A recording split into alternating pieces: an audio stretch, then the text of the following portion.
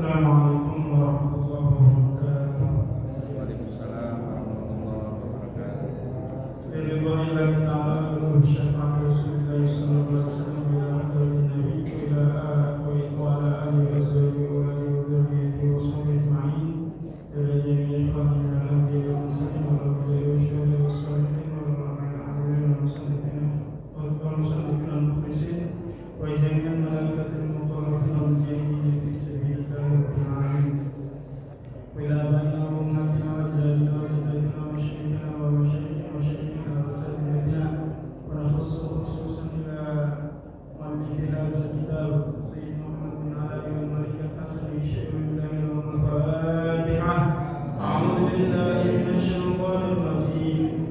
بسم الله الرحمن الرحيم. الحمد لله رب العالمين الرحمن الرحيم مالك يوم الدين إياك نعبد وإياك نستعين الصراط المستقيم صراط الذين أنعمت عليهم غير المغضوب عليهم ولا الضالين. بسم الله الحمد لله اللهم صل على سيدنا محمد وعلى آل سيدنا محمد. Bapak, Ibu, jemaah salat maghrib yang insyaallah dimuliakan oleh Allah Subhanahu wa taala. Mari sama-sama kita meneruskan pengajian kita dari kitab Khashaisul Ummah Al-Muhammadiyah, yaitu keistimewaan yang Allah Ta'ala telah berikan untuk umat Muhammad Sallallahu Alaihi Wasallam. Masih dengan bab sedekah. Bismillahirrahmanirrahim. Wal mutasaddiqu mawqudun bil khairi khairan zaidah wa bil fadli fadlan a'idah kama jaa fil haditsil qudsi yaqulu al-haqq subhanahu ya 'abdi anfiq unfiq alayk muttafaqun alayh ay in tunfiq yunfaq ay yuwassi'u 'alayka wa yukhlifu 'iwada ma tunfiquhu fa'bur 'anhu bil infaq 'ala sabilil musyarakah. Bismillahirrahmanirrahim. Yang selanjutnya masih mengenai orang yang bersedekah. Kalau bahasa fikih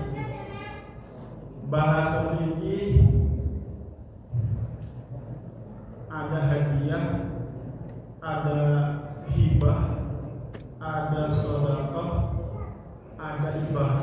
Ini hal yang berbeda kalau dalam bahasa fikih ya. Tapi kalau dalam bahasa hadis mutlak, bahkan zakat juga termasuk. Jadi kalau sedekah ini definisinya yaitu memberikan kepada orang yang membutuhkan. Sedekah hadiah memberikan kepada orang yang lebih mulia daripada kita. Orang itu dia mungkin memiliki kelebihan daripada kita, dia punya kelebihan, tapi tetap kita berikan. Ini namanya hadiah. Rasulullah SAW kalau dapat hadiah, beliau akan gunakan, beliau akan pakai, beliau akan makan, kalau itu berupa makanan. Tapi kalau sedekah, beliau terima, tetapi akan diberikan lagi kepada yang lain, yaitu al-sufah biasanya. Sahabat-sahabat fakir miskin yang berada di Masjid Nabawi, tamu-tamunya Allah Subhanahu wa taala. Kalau ibadah itu adalah hanya membolehkan suguhan.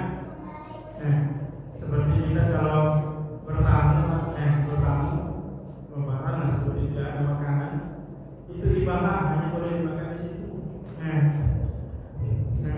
Hanya boleh makan di situ. Kalau kita mau bawa pulang harus izin, karena itu nggak ngasih ke kita, hanya mengizinkan kita untuk makan di situ. Itu namanya ibadah. Jangan kalau lebaran itu kita bawa galon ada plastiknya kan, kantongin. Itu hanya di situ, itu jamuan. Namanya ibadah, membolehkan. Kalau kita di situ boleh kita makan, kalau kita keluar sudah. Itu ibadah. Kalau hibah memberi mutlak pada siapa saja. Wal mutasaddiqu maw'udun bil khairi khairan zaidah. Orang yang bersedekah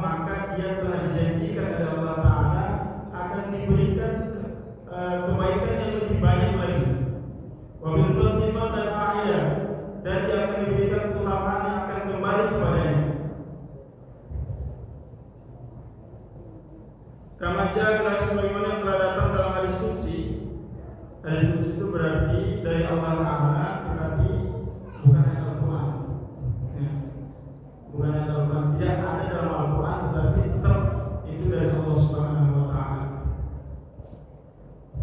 Tinggalnya Al-Quran hadis qudsi hadis.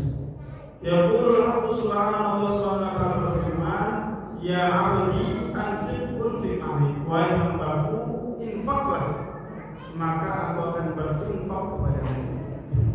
Ini diriwayatkan oleh Imam Bukhari dan Muslim. Maksudnya, kalau kamu mau berinfak wahai hambaku, maka Allah Ta'ala pun akan berinfak kepada hamba tersebut. Maksud infak dari Allah Ta'ala apa? Yaitu Allah Ta'ala akan memberikan kelapangan rezekinya, dan Allah Ta'ala ganti apa yang telah Dia berikan kepada orang lain, yang telah Dia infakkan.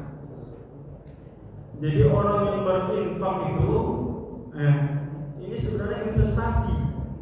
Investasi sebenarnya. Orang yang berinfak fi sabilillah, maka pasti tidak mungkin tidak Allah Ta'ala akan ganti bahkan lebih. Kalau Allah Ta'ala ngasih itu nggak sama seperti kita ya, ngasih 10 balikan 10 enggak. Kalau Allah Ta'ala itu Allah itu ihsan, Allah itu maha baik.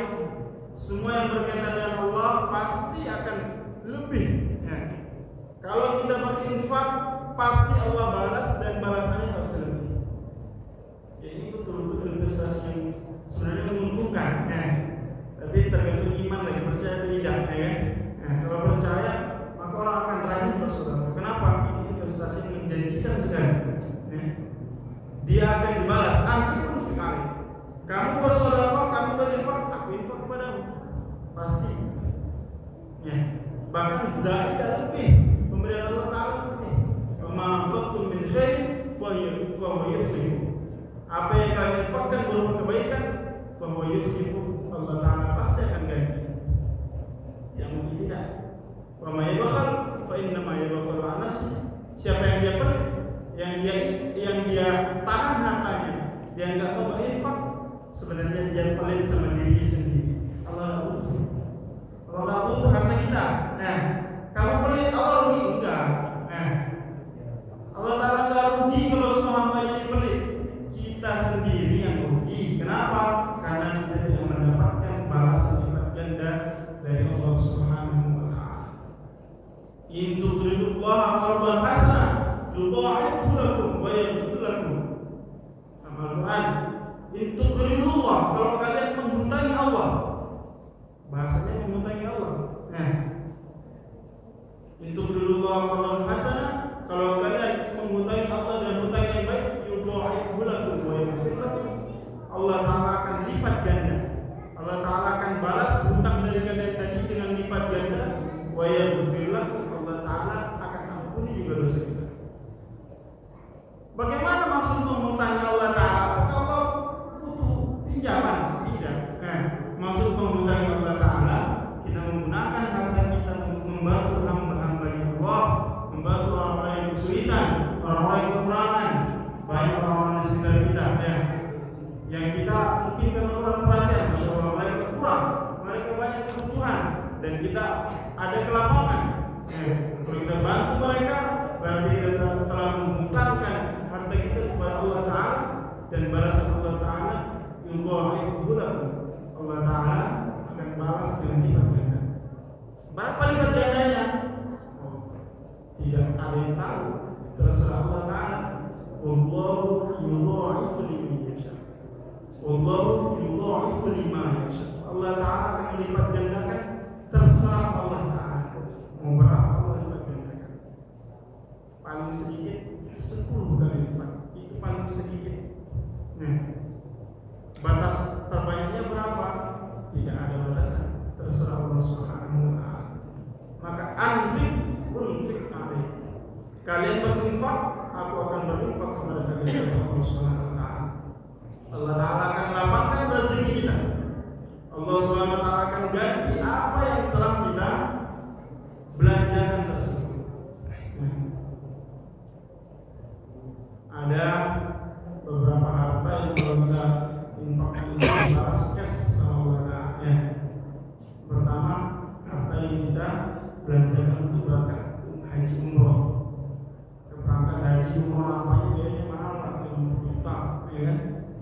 60 juta, ya kan? Bahkan mungkin habis lebih daripada itu dengan yang lainnya.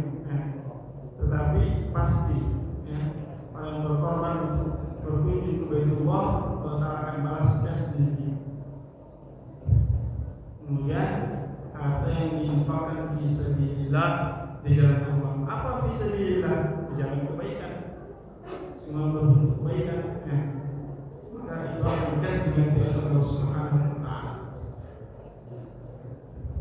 Jadi orang yang berinfak, dia sedang membuat muamalah kepada Allah, dia sedang menghutangkan hartanya kepada Allah, dan Allah Ta'ala pasti akan membayar dengan balasan yang berlipat ganda. Kalau ngutang sama kawan, ngutangin kawan, ngutangin kawannya, itu kalau kita minta lebih malah dibayar. Kalau dia ngasih lebih nggak apa-apa, hadiah, nggak apa-apa. Sunnah bagi orang yang ngutang untuk memberikan lebih.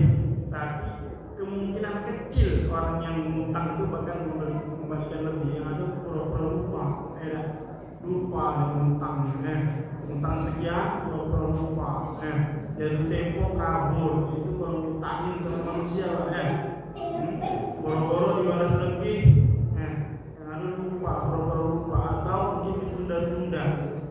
Tapi kalau kita mengutangkan harta kita kepada Allah Ta'ala dengan cara kita menginfakkan harta kita, dengan cara kita gunakan harta kita untuk kebaikan, maka Allah Ta'ala pasti akan balas dengan balasan yang berlipat ganda.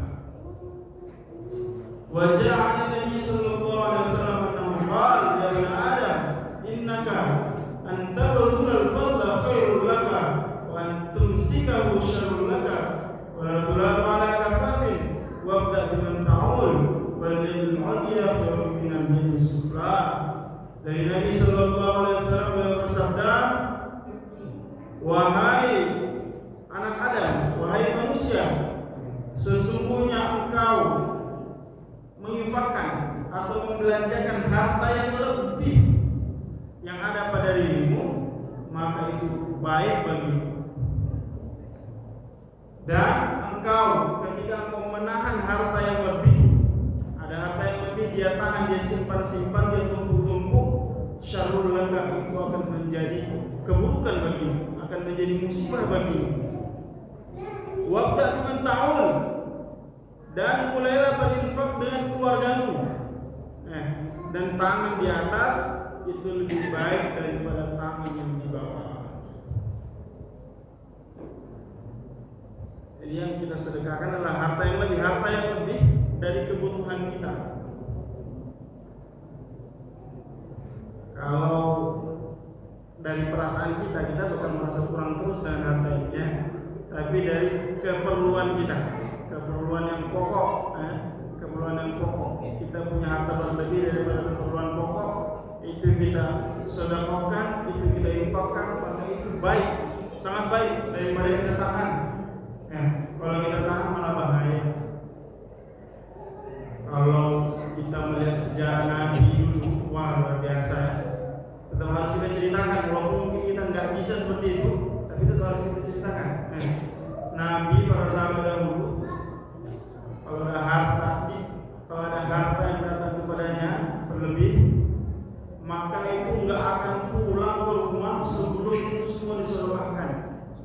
Rumah Nabi sama Masjid Nabawi itu sampingan saja, tapi beliau nggak bakalan pulang sebelum harta yang datang kepada beliau dibagi-bagikan kepada orang-orang yang membutuhkan.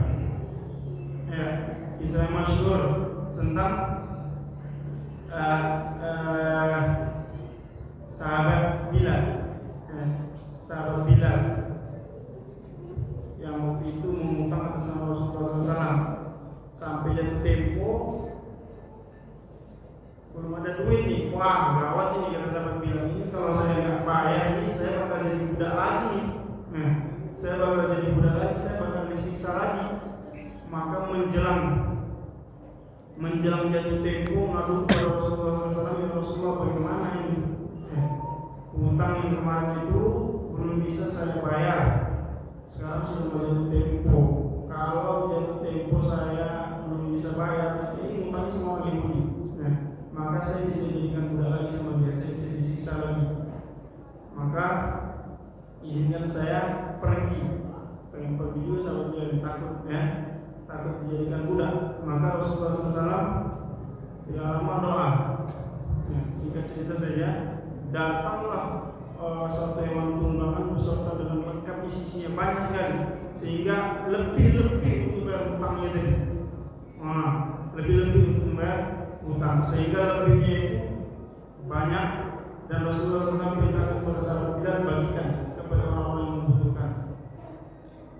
Maka hari itu nggak habis, saking banyaknya masih lebihnya, nggak habis hari itu untuk dibagikan. Banyak juga sahabat yang nggak mau terima, kan? Nah, sudah banyak harta, para sahabat itu juga nggak mudah menerima harta. Nah, mereka pun kalau nggak butuhnya nggak terima. Nah, sehingga ini harta hari tersebut nggak habis dibagikan, masih sisa.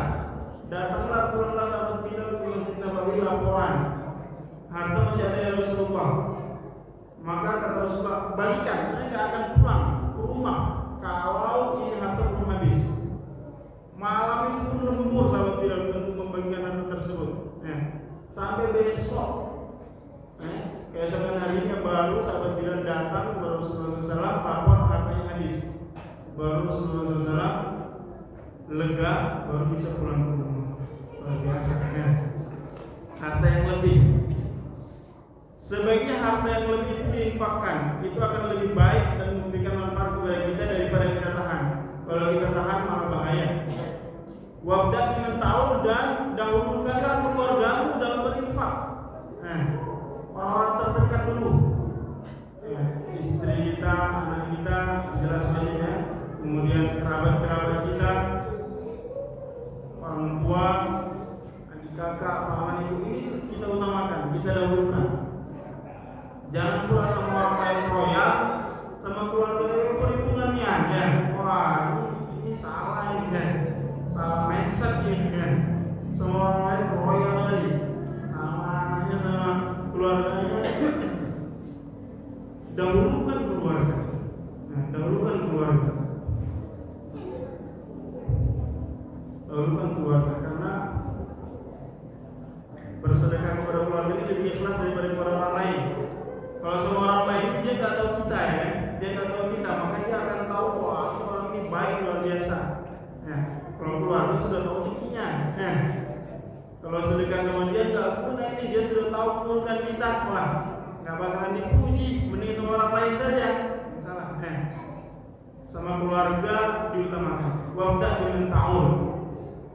Wal yadul ulya khairun min al sufla, dan tangan di atas lebih baik daripada tangan di bawah. Artinya berarti memberi lebih baik daripada menerima. Oh, Muslim.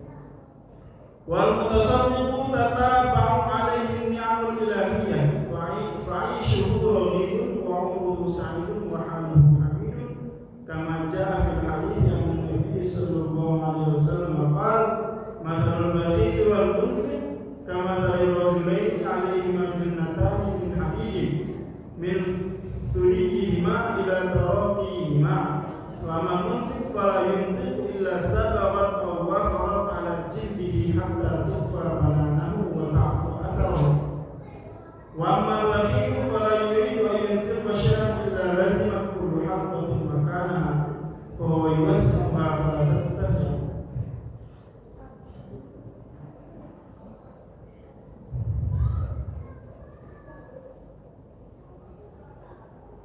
Hadis dari Rasulullah SAW, beliau bersabda, perumpamaan orang yang bakhil, orang yang pelit, dan orang yang munfik, orang yang mau berinfak, maka seperti dua orang laki-laki yang memakai junnah, memakai pakaian perang, memakai perisai,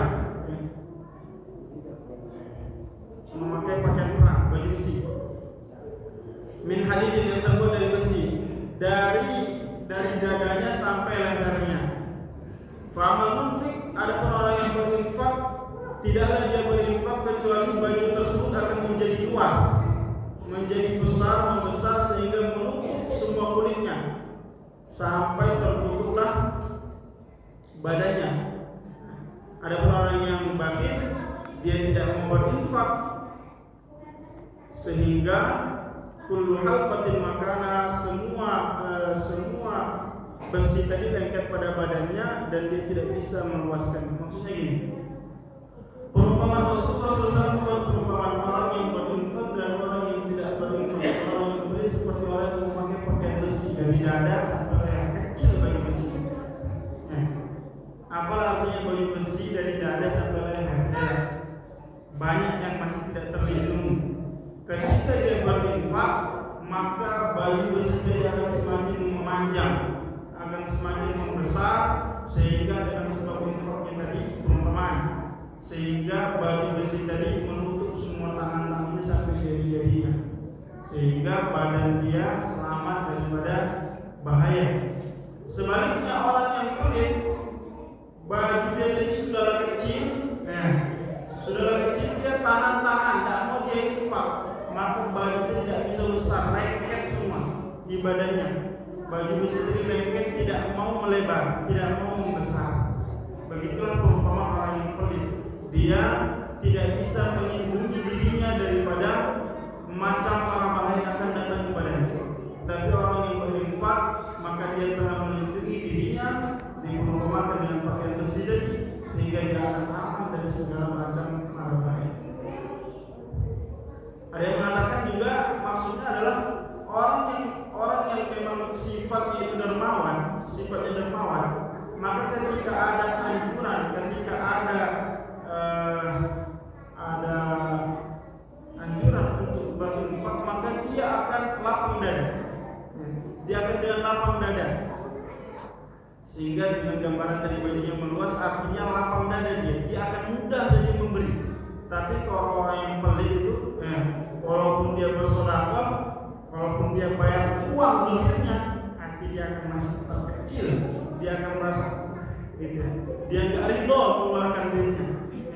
Dia enggak ridho mengeluarkan hartanya. Walaupun nampaknya dia keluarkan, tapi hati dia tidak terima. Nah, inilah orang yang pelit. Dia akan merasa sulit, merasa kecil hati, sempit hatinya ketika ada anjuran untuk bersedekah.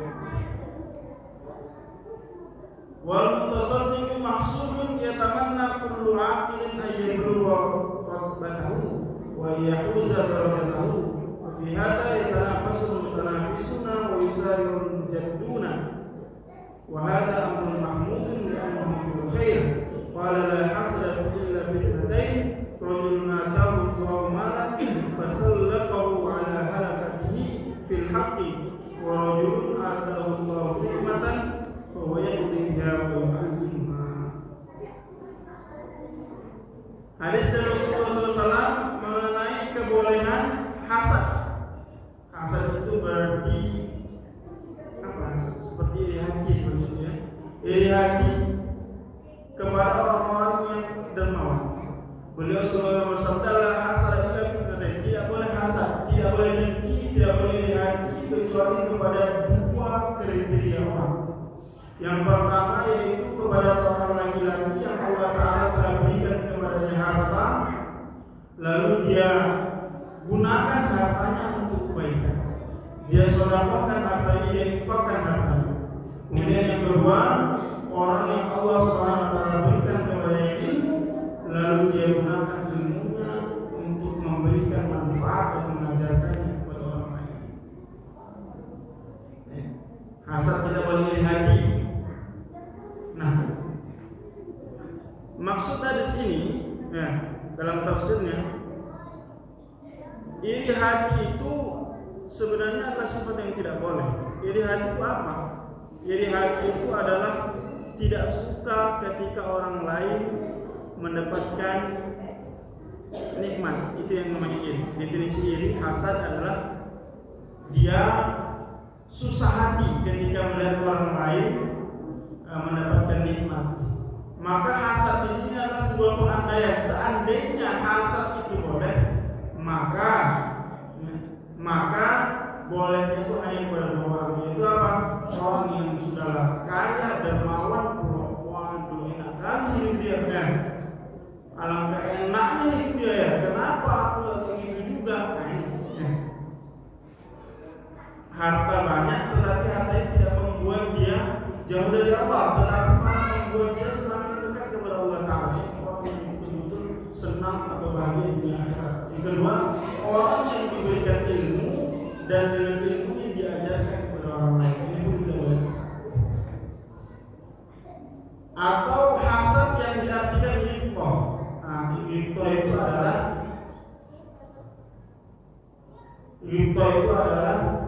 dia ketika ada orang lain mendapatkan nikmat, maka dia ingin juga ingin seperti itu tanpa ada keinginan supaya nikmat tersebut hilang dari orang tersebut. Ini namanya ghibthah. Kalau hasad tadi, ketika orang lain mendapatkan nikmat, dia ingin seperti itu dan dia ingin orang itu nggak dapat. Nah, itu namanya hasad, iri. Nah, tapi kalau ghibthah adalah dia ingin seperti orang tersebut, tetapi dia tidak ingin nikmat tersebut hilang dari orang itu. Jadi guru dapat, bukan cuma saya, dia tidak boleh. Nah, kalau saya yang harus dia nggak boleh, itu namanya hasad atau iri. Tapi kalau ghibthah, dia dapat, aku pun harusnya dapat. Nah, kalau ghibthah jelas boleh kepada dua orang ini. Ya, kepada siapapun boleh kalau ghibthah sebenarnya, apalagi kepada dua orang ini. Yaitu orang yang diberikan harta, dia infakkan, kemudian orang yang diberikan ilmu diajarkan kepada orang lain. Wa min fadailis shadaqah annaha idza kanat ala dhayr rahmi fa inna ajraha mudha'afun. Wa an Salman bin Amir radhiyallahu anhu 'an Nabi sallallahu alaihi wasallam qala as-sadaqatu 'ala al-miskin sadaqatun wa 'ala dhayr rahmi thintani sadaqatun wasilatun. Termasuk istimewa sedekah lagi, apabila kita sedekahnya kepada orang yang masih kerabat kita, maka pahalanya dilipat gandakan. Hadisnya dari sahabat Salman bin Amir radhiyallahu anhu dari Nabi sallallahu alaihi wasallam, beliau bersabda, sedekah kepada orang miskin adalah sedekah, merupakan satu sedekah. Tetapi sedekah kepada dua orang, kepada kerabat atau kepada keluarga, maka ini dapat dua pahala, yaitu dapat pahala sedekah juga dapat pahala silaturahmi. Jadi sedekah lebih diutamakan kepada kerabat karena dapatnya dua, dapat pahala sedekah, dapat juga pahala silaturahmi. Memang termasuk kerja syaitan itu, dia akan membuat kita ini merasa berat hati ketika bersedekah. Ditanamkanlah dalam hati kita ini rasa cinta yang berlebihan kepada dunia, sehingga ketika ada targhiban, ada anjuran untuk bersedekah, hati kita merasa berat. Ini kerja syaitan. Dan ini harus kita pahami. Jangan malah kita turuti. Ini budaya syaitan. Syaitan itu sudah berjanji sama Allah Subhanahu wa taala, pasti aku akan menghalang-halangi manusia daripada jalan yang lurus. Ini sudah sumpahnya syaitan sama Allah Ta'ala. Ketika Allah Ta'ala usir syaitan dari surga, maka langsung syaitan bersumpah, qala fa bima aghwaytani la aqudanna lahum siratal mustaqim thumma la'atiyannahum min bayni aydihim wa min khalfihim wa an aymanihim wa an shama'ilihim. Sumpahnya syaitan, ya Allah, karena Engkau telah membuat aku tersesat, Engkau takdirkan aku menjadi orang tersesat, maka pasti aku bersumpah aku akan halang-halangi manusia daripada jalan. Aku akan datangi mereka dari arah depan, dari arah belakang, dari arah kanan maupun arah kiri. Ulama menafsirkan syaitan itu datang dari arah belakang, yaitu dengan cara menanamkan dalam hati kita ini rasa cinta berlebihan kepada dunia. Ini tipu daya syaitan dari arah belakang. Sehingga apa? Sehingga kita tidak mau membayar zakat, sehingga kita tidak mau bersedekah. Hari raya Idul Adha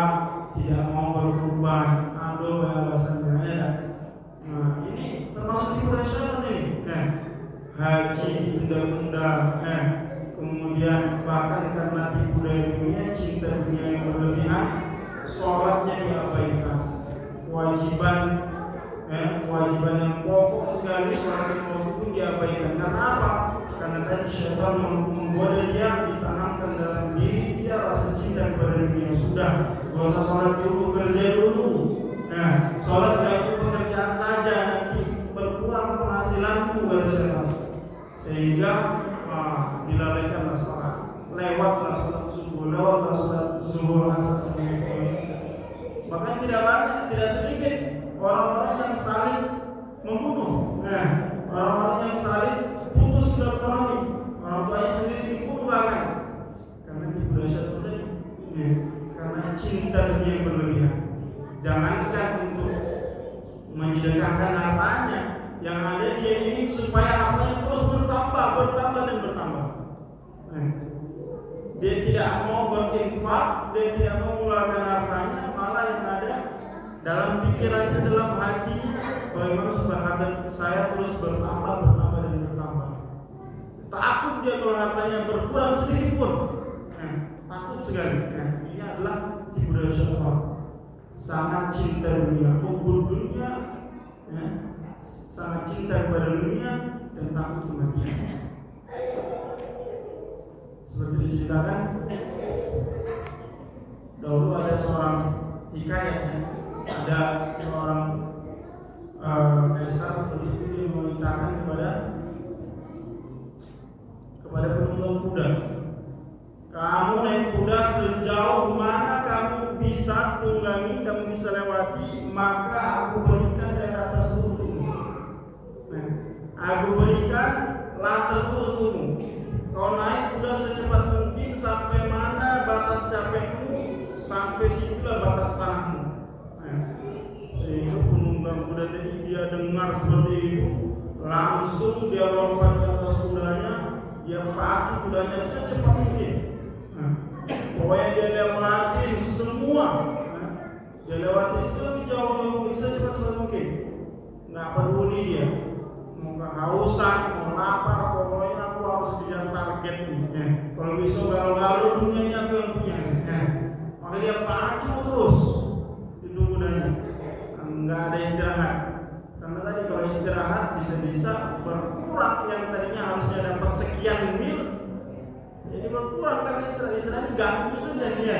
Makan ganggu, apalagi sholat harus ganggu ini terus dia pacu kudanya, sehingga akhirnya dia kecapean segala keluar. Kecapean dia karena tadi dia tidak peduli karena dunia berlebihan. Sebelum mau dia mati, ketika mati baru sadar, untuk apa pacu udah capek-capek sejauh-jauh ini, ternyata tidak ada yang dapat kubawa, tidak ada yang kudapatkan. Kenapa? Mati sudah.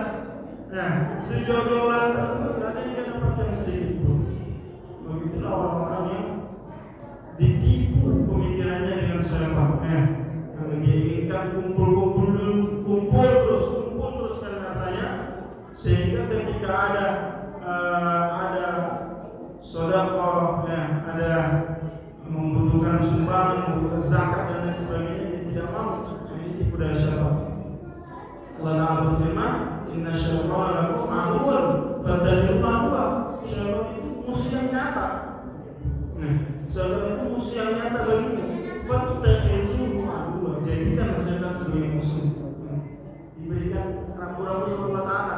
Jadikan syaitan sebagai musuh, itu musuh yang nyata. Perlu diingatkan lagi supaya kita menjadikan syaitan betul-betul menjadi musuhnya. Kemudian bab selanjutnya, selesai sudah bab selanjutnya. Kemudian dia ta'am khairu khisalil Islam. Khairu khisalil Islam, tentang keutamaan memberikan makan. Ini khusus memberikan makan. Ta'am memberikan makan termasuk perkara yang baik dalam agama. Wa minas shadaqah, termasuk bagian daripada sedekah, ta'am wa huwa khairu khisalil Islam. Lima jaa fil hadits anna rajulan sa'ala Rasulullah sallallahu alaihi wasallam ayyul Islam khairu qala tut'imu at'am wa taqra'u salam 'ala man 'arafta wa man ta'rif. Memang memberikan makan termasuk bagian daripada sedekah, tapi ini lebih dikhususkan. Sesungguhnya seorang laki-laki datang dan bertanya kepada Rasulullah SAW, ya Rasulullah, amal apa dalam Islam yang baik, yang terbaik? Maka Rasulullah SAW menjawab, tut'imu at'am, berikan makan, wa taqra'u salam, ucapkan salam, baik kepada orang yang kenal maupun kepada orang yang tidak.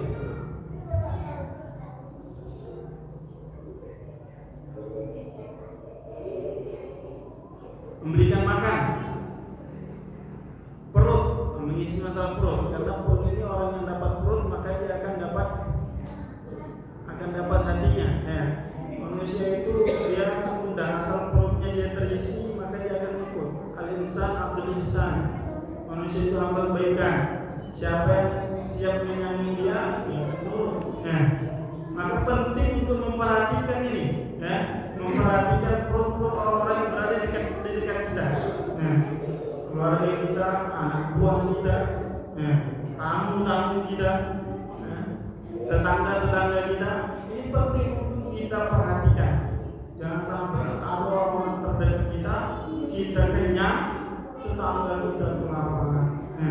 Kita masak enak, luar biasa baunya, tetangga kita cuma dapat aromanya saja. Dapat aromanya saja, nggak dapat. Motong ayam depan rumah nampak tetangganya, masaknya pun masya Allah ya. Teksnya pokoknya nyampe tetangga, nyampe itu tidak kuahnya. Nah ini bahaya. Perhatikan masalah itu yang utama, memberikan makan. Ini termasuk amal yang terbaik ini. Para sahabat dahulu ketika ada tamu, mereka akan berebut menjamu tamu, walaupun tidak tahu ada makanan atau tidak di rumahnya. Entah ada makanan entah tidak, pokoknya kalau ada tamu rebutan, pengen menyambut, pengen menjamu tamu. Nah, karena tahu daripada keutamaan memberikan makan kepada saudara muslim. Kemudian ucapkan salam kepada orang yang dikenal maupun tidak dikenal. Nah ini tradisi yang harus kita tradisi ini amalan yang harus kita lestarikan, yaitu kita mengucapkan salam bukan hanya kepada yang dikenal saja, orang yang tidak kenal pun ucapkan salam. Sama orang yang dikenal tidak ada tunggu salam, sama orang yang dikenal salam. Ini salah nih, termasuk tanda-tanda kiamat ketika salam itu diucapkan hanya kepada orang-orang yang dikenal saja. Semua orang yang dikenal tidak mengucap salam. Nah, jadi mengucap salam ini kepada siapa saja yang baru pertama kali kita berpapasan atau bertemu. Nah, itu sunnahnya salam. Bertemu lewat orang, ucapkan salam. Baik itu orang yang dikenal maupun tidak dikenal. Ini termasuk amalan yang terbaik dalam agama kita.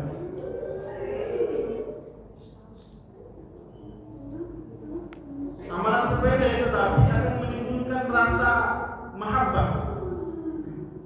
Rasulullah SAW bersabda,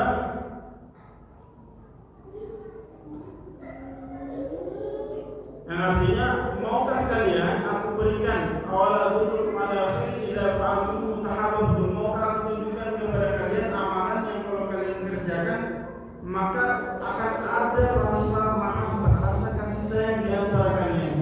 Apa? Afshus salam bainakum, yaitu tebarkan salam di antara kalian. Jumpa dengan siapa, assalamualaikum, tegur sapa.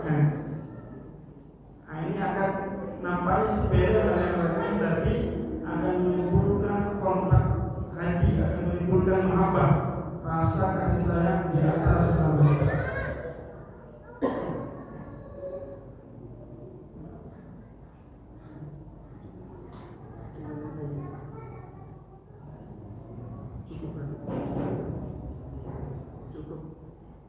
Besok kita mulai insyaallah. Ada pertanyaan mungkin?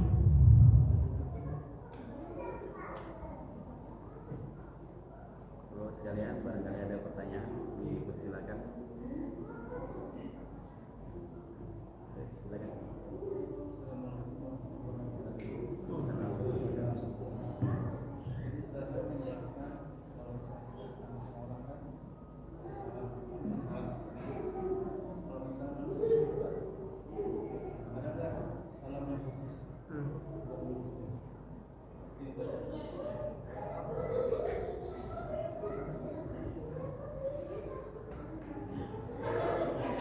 ketika kita bertemu dengan orang sunnah salam. Baik kita mau tidak dikenal. Pertanyaannya kalau dia orang muslim, kenapa mau kita nak ucap salam? Apa nanti dia syahdu? Ya. Tidak ada salam khusus bagi mereka, bagi orang-orang non muslim, yaitu assalamu ala man taba'al huda. Assalamu ala man taba'al huda. Jadi kita jangan mengucapkan salam sama dia, tapi kita keselamatan bagi orang yang mengikuti petunjuk. Itu artinya. Jadi kalau assalamualaikum kan kita mendoakan keselamatan untuk lawan bicara kita. Assalamualaikum, keselamatan untuk Anda. Kalau kita mengucapkan keselamatan untuk orang muslim nggak boleh. Karena kalau selagi dia muslim nggak bisa. Nggak boleh hukumnya memintakan ampun, memintakan keselamatan untuk orang muslim nggak boleh. Maka ganti pakai apa?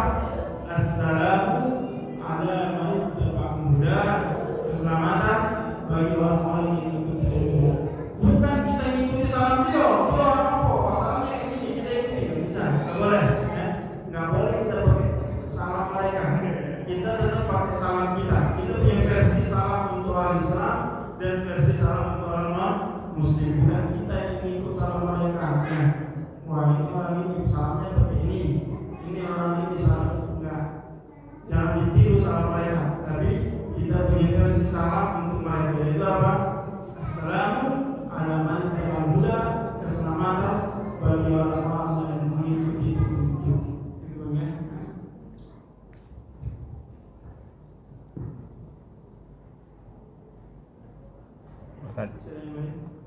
Kalau kita tidak balas kawan dari WA kan udah assalamualaikum. Kalau kita tidak balas tuh gimana Ustaz? Hukum mengucapkan salam sunnah, menjawab salam hukumnya wajib. Menjawab salam hukumnya wajib.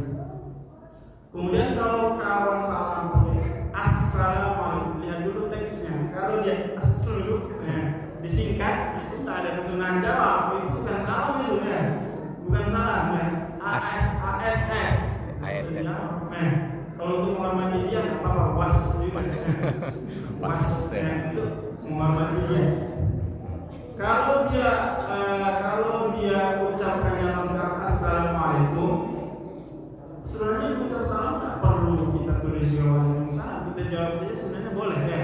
Tapi untuk menjaga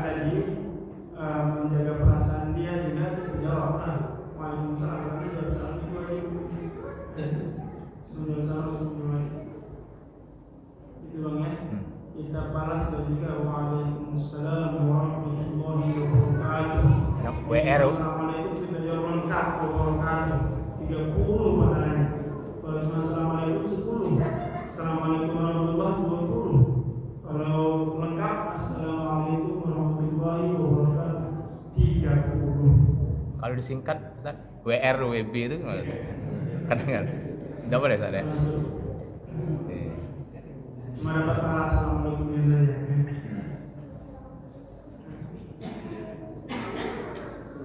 Cukup ya. Satu lagi nih itu ada.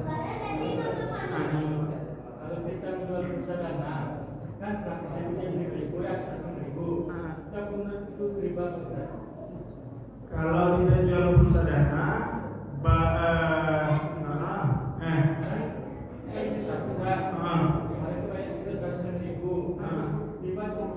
bukan jasa, bayar jasa untuk dia beli mantung kan? Orang top up dana lewat antumnya, dia dapat 100.000, tapi bayarnya 500 rupiah ya, 5.000 ya, itu jasa bang, bayar jasa. Kalau dia bukan riba, karena antum ada kerja di situ antum yang ini ya, itu bayar jasa antum jual beli, bayar jasa ujroh, upah, mengalami sholat. Benar datang dari Allah Subhanahu wa Ta'ala.